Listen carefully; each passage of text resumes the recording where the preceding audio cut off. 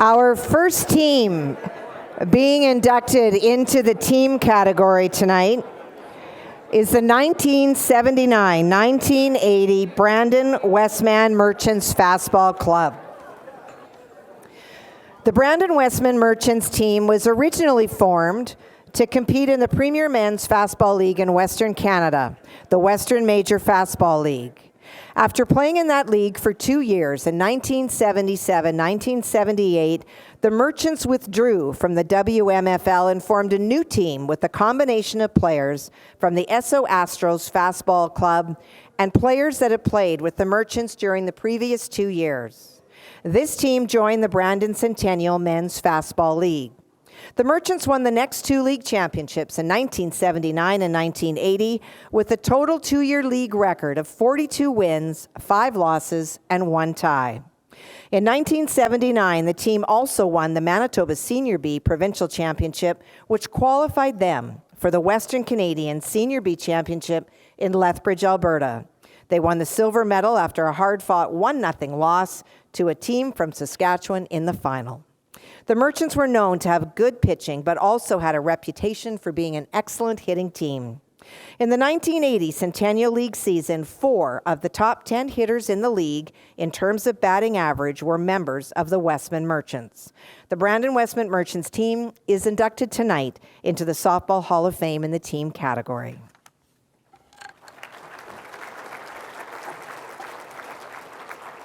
So we ask that you hold your applause as they come across the stage. We'll introduce each, and then we'll have a speaker. So starting first, Daryl Beamish.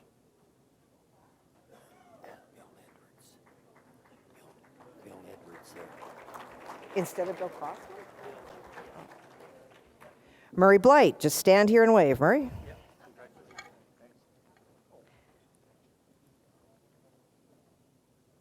Murray, are you going to get a plaque? Go get it. Sure, Bob will present. Okay, perfect. Dave Berman. Thank you. Excuse me. Absolutely. Bill Crossman.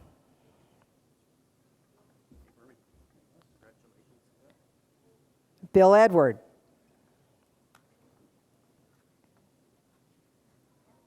Larry Gillis. Marilyn Lance, representing Real Gregoire.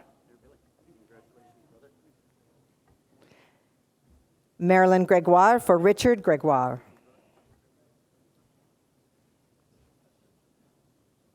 Harvey Joseph.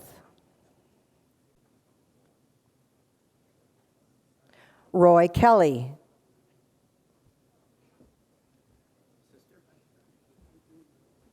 Keith Kyle. Hello. Judy Pomeroy for Jim Pomeroy.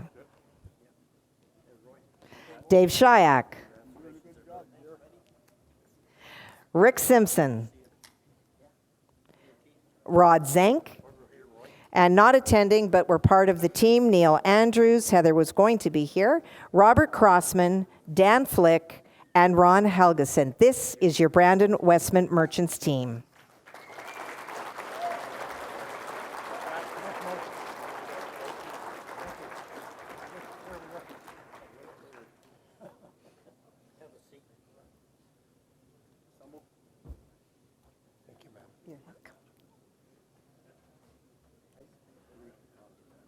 And representing the team and speaking on their behalf tonight is Dave Shayak.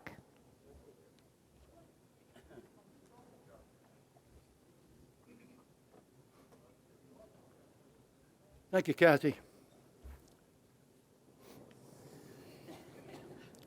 Retain this image, because I'll get back to it. 450, 500, 350 were the numbers that we had at the Hall of Fame previously, particularly in the Brandon area, pre-COVID. Tonight, 284. We are coming back. With your help, we are coming back. There are some troublesome times today, and it hasn't gone unnoticed by the big guy. He looked down one day and he said to his angels, The earth is in demise. Called them together and said, I want to find out what's going on down there. Called on St. Christopher, said, you go down and report back to me in 3 days. Came back in 3 days. He said, there's some rascally behavior going on down there. It's bad. How bad? 95% of the people are behaving poorly. Only 5% are being good. Didn't like that. But he wanted a second opinion. So he sent down St. Peter. St. Peter went down, came back 3 days later and said, it's as bad as was reported. Rascally behavior, bad behavior. The big guy said, I got to do something about this. What can I do? Got the heads together and they said, I know what I'm going to do. I'm going to devise an email and send it. 95% of the people are being bad. 5% are behaving good. I've got to send them an email and try to provide some incentive for them to continue to follow the straight and narrow and hopefully bring over some of the other people. And so he devised the email and sent it to the 5% that were behaving good. And do you know what that email said? No one? Neither do I. I didn't get one either.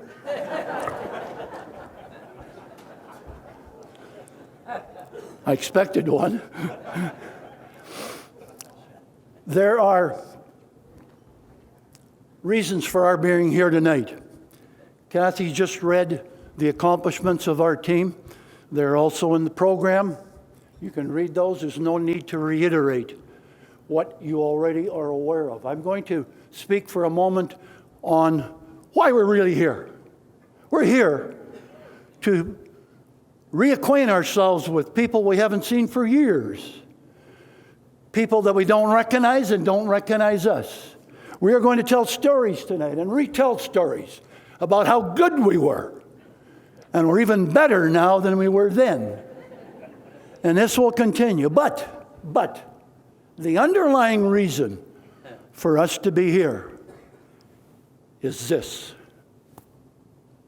Picture a mountain. Everyone in their careers, in life, in softball, in other activities, achieves to climb the mountain. Everybody wants to get to the summit, to the peak, to the pinnacle. But it is in that climb where all the learning, the fulfillment, the enjoyment, the growth, the good things and the bad things occur. Because that climb is fraught with obstacles.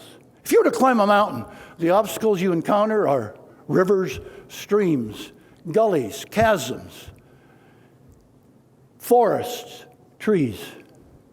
In softball, the obstacles you encounter are health issues, work commitments, family commitments, financial commitments, but the biggest obstacle are other teams. For they too are trying to get to the top of the mountain, and they will try to prevent you from getting there. So, how do you know when you've reached the top of the mountain? When you've got to the summit, to the peak? For some people, simply getting a team together and having a good time, that's their summit, that's their peak. For others, winning tournaments. For others, playing in provincials. For others, winning provincials. For others, participating in Western Canada or nationals. So how do you really know when you've reached the top of the mountain? Well, folks, tonight, by virtue of 7 individuals and 3 teams being nominated and selected to enter into the Hall of Fame, we are being recognized by our peers, by our equals, as having achieved our summit, our peak. We have reached the top of the mountain. It doesn't happen by accident. And to that end, we are grateful to all of us, to our husbands, wives, family, and friends for their support. Also wish to extend our appreciation to the Board of Directors and the Selection Committee and the Organizing Committee, the two Les's you've heard tonight, Les Newman and Les Elchuk. Absolutely phenomenal work done behind the scenes. Les Elchuk's website is fabulous. And I'm going to encourage the board through you, Murray, to ensure that you retain the services of Kathy. Yeah, she's hired tonight. Absolutely, for the expediency and the efficiency in which he handles this event. Let me leave you with two personals. I'm using some of the time the other people didn't use, so I hope you don't mind. I timed them, and I've still got 4 minutes and 32 seconds. And I just have to look at where my place is, because when I get talking, I forget what I'm talking about sometimes. Oh, as one of two people that I'm aware of in this room, I've been fortunate enough to be able to participate in slow pitch and fast pitch for 8 decades. 8 decades. And there's another person in this room that I know of for sure, and that's Al Sharp. And sometimes the math, like, how do you do that? How do you manage that? And this isn't my original. I'm borrowing a line. And it came from a guy who you probably have heard of by the name of Clint Eastwood. Well into his 80s, he was asked, how do you do it, Clint? How do you manage to be able to act, produce, and direct at your age? And in typical Clint Eastwood fashion, he responded by saying, "Don't let the old man in." And there's a song produced by one of his friends that made the hit parade. And I've stood here before and I've said it, and it bears repeating. You do not stop playing when you grow old. You grow old when you stop playing. Finally, and you're probably saying, thank God.